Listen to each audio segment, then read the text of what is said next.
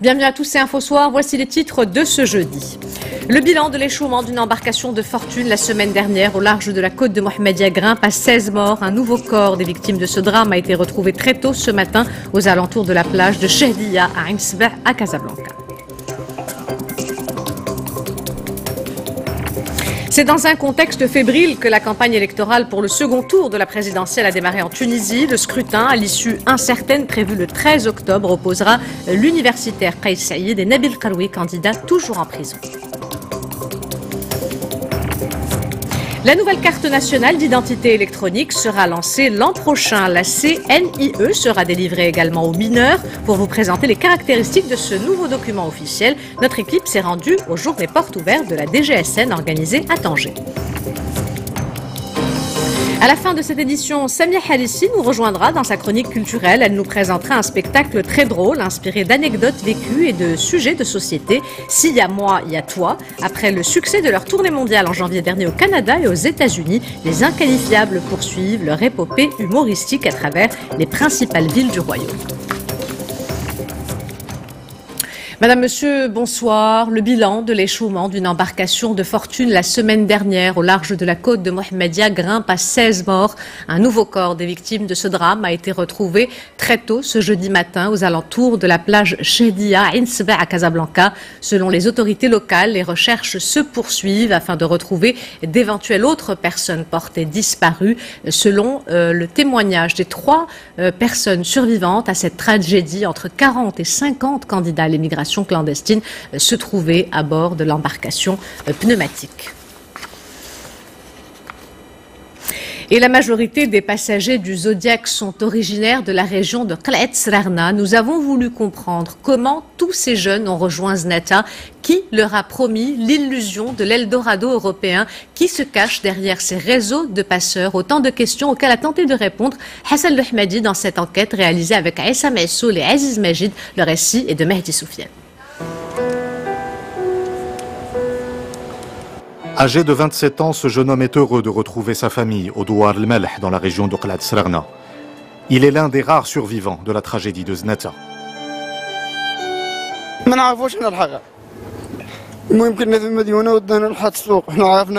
On ne connaissait pas les passeurs. Nous les avons retrouvés à Mdiouna, dans un marché. Nous étions 10 personnes. Un camion nous a ensuite transportés vers la plage.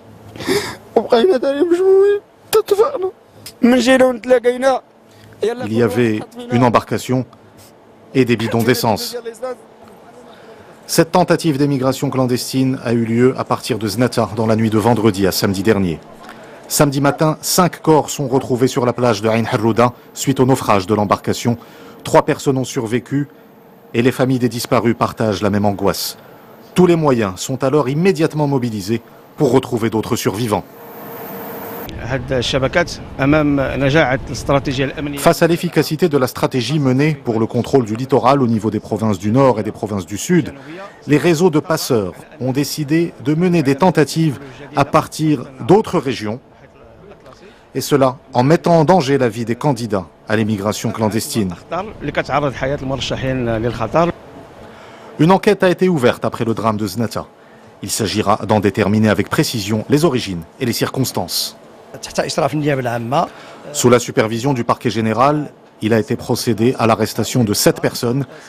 Ces personnes seront présentées devant le parquet général. Les procédures prévues par la loi seront appliquées et les recherches nécessaires seront menées. Face au réseau de passeurs, que prévoient les textes de loi en vigueur ?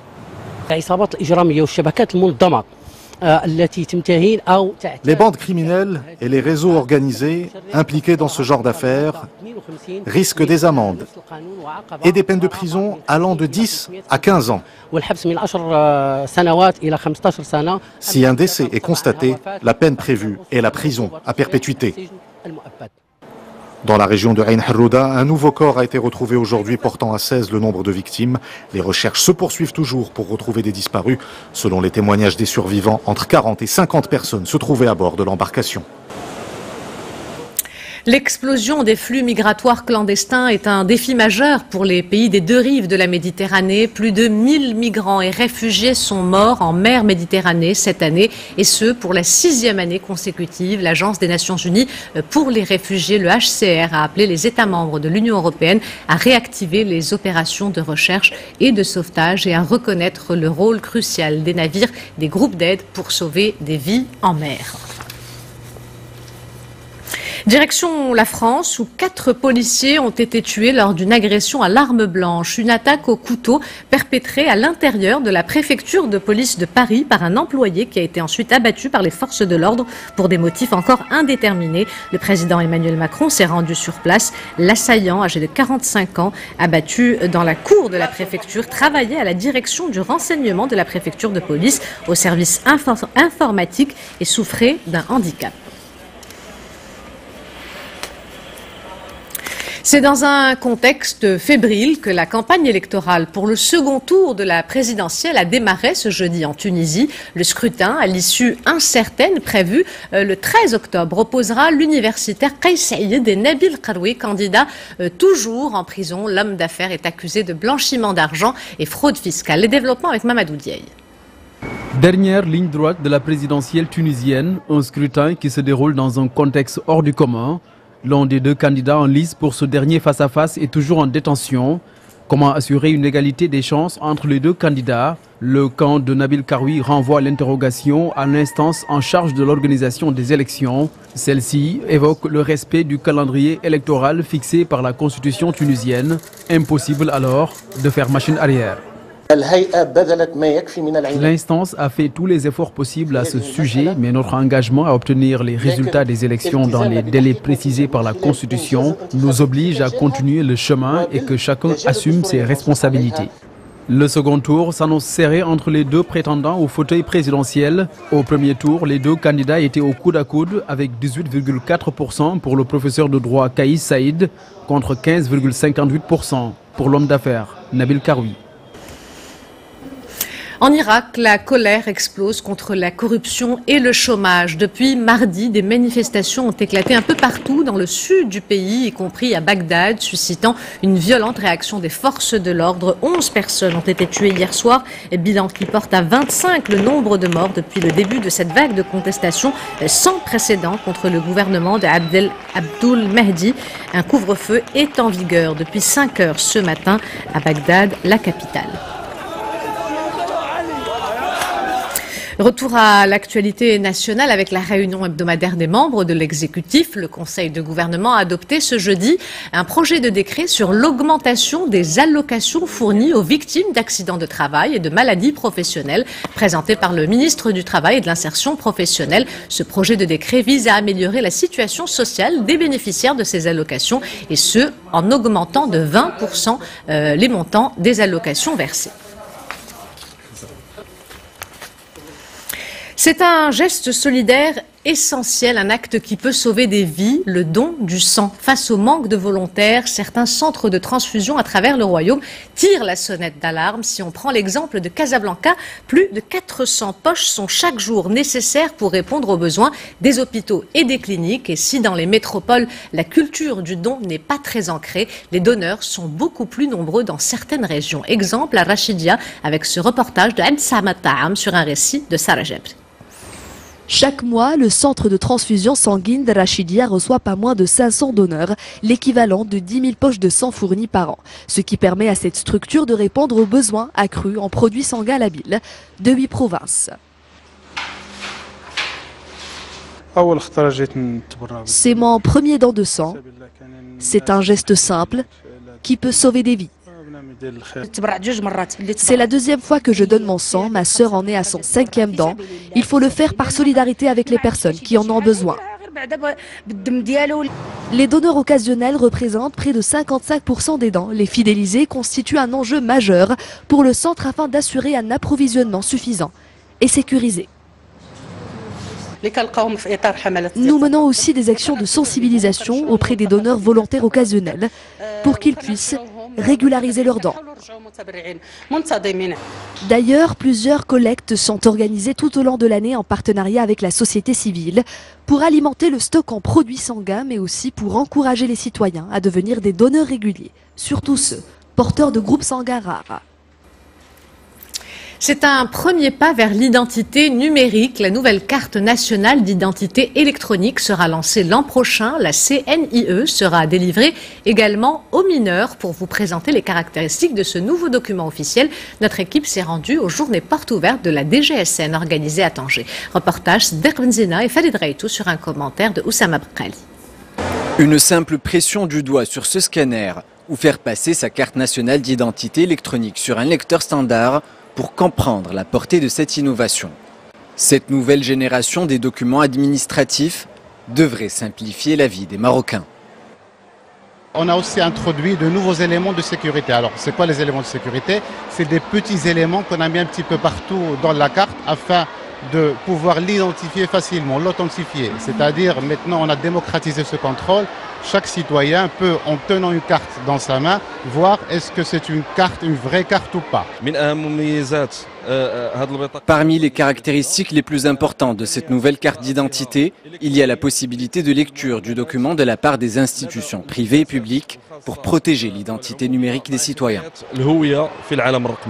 C'est dans cet espace entièrement consacré à la nouvelle carte d'identité que les agents de la DGSN expliquent aux citoyens les caractéristiques du document. Protégée par un code PIN contre les cas de vol ou de perte, elle donne un accès sécurisé aux nouveaux services numériques sans nécessiter le déplacement des citoyens. Cette nouvelle génération de cartes nationales d'identité électronique protège les citoyens contre le vol d'identité et la fraude.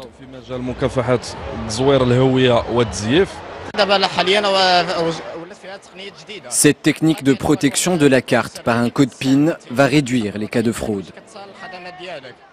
Une nouvelle génération des cartes d'identité qui sera disponible dès janvier prochain.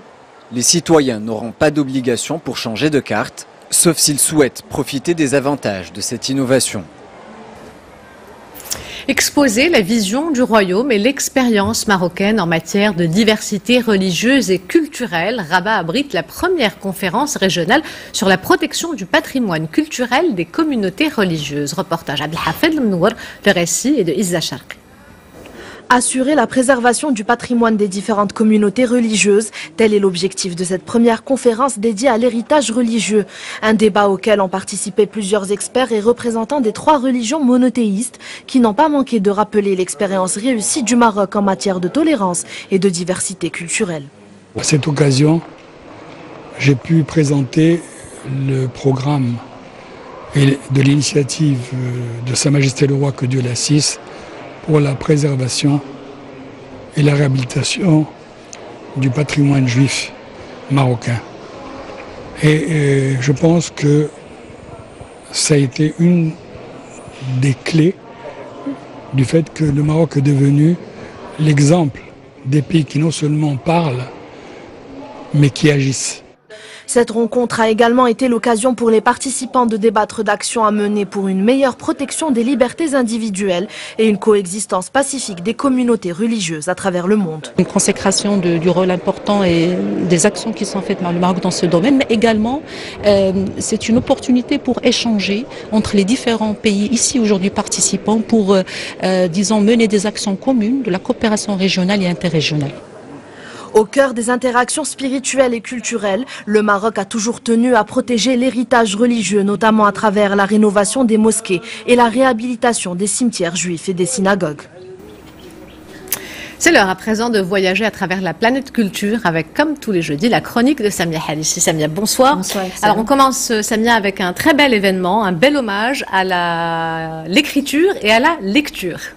Et oui, ça s'appelle littérature itinérante et comme son nom l'indique, Ihsan, c'est un événement qui se déplace. Après Rabat et Casablanca, les organisateurs ont choisi Marrakech et plus précisément l'esplanade de la Koutoubia pour lancer leur 3e édition le 5 octobre.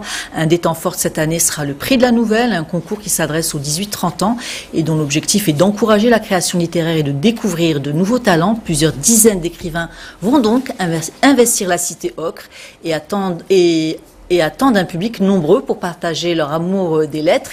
Et avec nous sur ce plateau, pour nous en parler, Jalil Bnani, écrivain, psychiatre, auteur de nombreux ouvrages, dont Un psy dans la cité. Jalil Bnani, bonsoir. Bonsoir.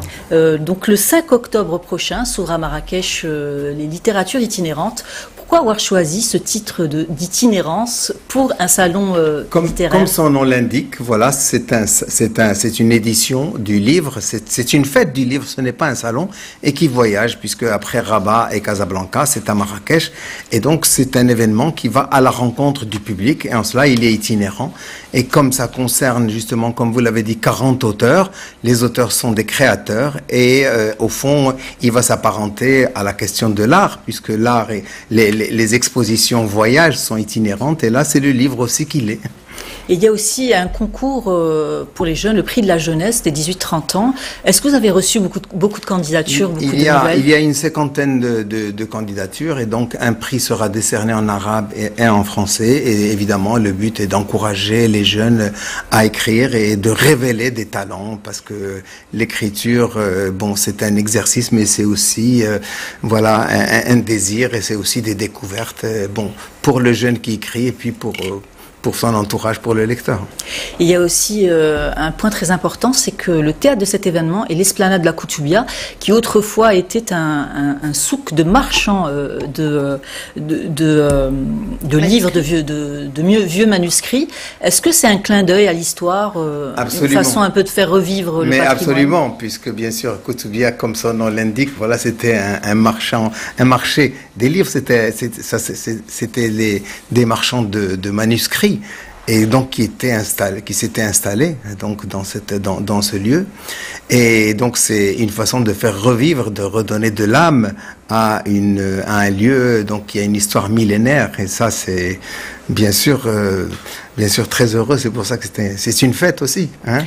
Mais je dois vous dire quand même qu'avant, parce que les auteurs vont rencontrer le public dans l'esplanade, mais avant il y aura deux débats, un en arabe et un en français, autour du thème de la rencontre, qui est la parole et l'écriture, et nous aurons des grands noms, nous aurons des noms comme Rachid Boujdra, nous aurons Najat Vallaud Belkacem qui est une invitée, nous aurons Nordine Sayed, nous aurons Naji, nous aurons beaucoup de noms donc qui vont animer des débats dans la matinée avant la rencontre l'après-midi.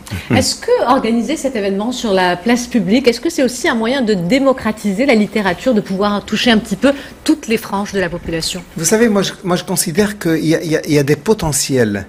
Des potentiels et des désirs de lecture et de découverte. Et je pense que aller vers les gens, c'est susciter aussi les vocations, les désirs. Parce que ne pas attendre qu'ils viennent eux. Oui, parce qu'on dit les Marocains ne lisent pas. D'accord, on le dit. Bon, c'est vrai. Mais vous savez, ce qui est étonnant, c'est que quand on leur donne les moyens, ils sont là et ils sont très enthousiastes. Et on le voit quand on organise des choses pour les jeunes viennent d'une façon, vous voyez, assez spontanée, assez joviale, ça devient une véritable fête. Donc, aller vers, vous voyez, se déplacer vers les gens. Parce qu'il y en a qui ne vont pas dans des salons ou dans des colloques ou même pas dans des librairies. On vit dans un monde où on cherche la solution facile. Voilà. Et puis c'est très important, je crois qu'il faut souligner l'importance du livre à côté du numérique. C'est pas un rejet du numérique, mais le livre c'est une autre découverte, si vous voulez, qui fait travailler autrement l'imagination et le désir. Voilà, Jalil Bnani, merci beaucoup d'avoir répondu à notre invitation, merci à nos questions. Et on rappelle que Littérature itinérante s'ouvre le 5 octobre à Marrakech. Merci. On poursuit, Samia, avec cette fois-ci la nouvelle tournée des Inqualifiables. Et les Inqualifiables qu'on ne présente plus, Ihsan, vous les connaissez, ils se sont fait une place sur la scène humoristique nationale et même internationale, puisqu'au début de cette année, ils se sont produits au Canada et aux États-Unis. Amin El-Razi, Obaid Hillel, le premier spécialiste en marketing, le deuxième est médecin. Mais ils ont en commun un sens de l'humour redoutable, un regard très drôle et très incisif sur les travers de notre société. Ils sont repartis sur les routes depuis le week-end dernier pour présenter leur spectacle Si à moi, il y a toi. Ils vont se produire le 12 à Agadir, le 18 à Fès, le 19 à Meknes et le 26 octobre à Casablanca. Et en novembre, tenez-vous bien, Ihsan, ils font une tournée française. Ils ont commencé leur tournée par les dunes de Merzouga, un décor de rêve. Nous les avons ensuite suivis à Kenitra. Vous allez voir, c'est loin d'être triste. Ihsan, reportage Samataam et Youssef Lotfi, récit Oussama El-Bqani. Oussama El-Bqani, je vais arriver, on regarde. Petit comité restreint pour accueillir les inqualifiables sur les dunes de Merzouga. Le duo d'humoristes réalise son rêve, se produire en pleine nature et dans le Sahara marocain. Une ambiance intimiste pour lancer la tournée Si à moi, y a toi. Un spectacle hilarant, complètement inspiré du quotidien marocain.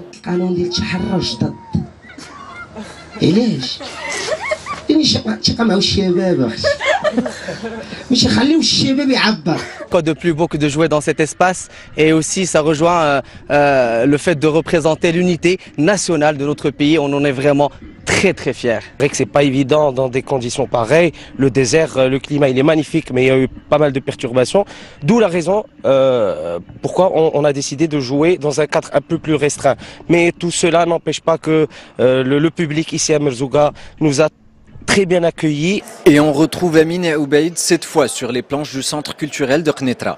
C'est le début d'un voyage humoristique qui les conduira à Agadir, Fès, Meknès, à Casablanca, puis à Paris et dans 4 autres villes françaises en novembre prochain. Un spectacle drôle et énergétique.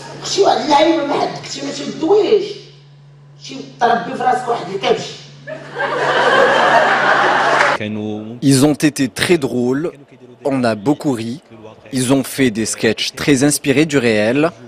En fait, ils ont choisi l'humour pour s'exprimer sur des sujets de société. En tant qu'association des étudiants, nous sommes très fiers d'être des co-organisateurs de l'événement pour la 2e fois.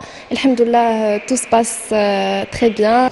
Après avoir rodé Si à moi, y a toi sur les routes du Canada et des États-Unis au début de l'année, les inqualifiables reprennent du service. Leurs inspirations, des situations absurdes et une réflexion pleine de dérision sur des sujets de société.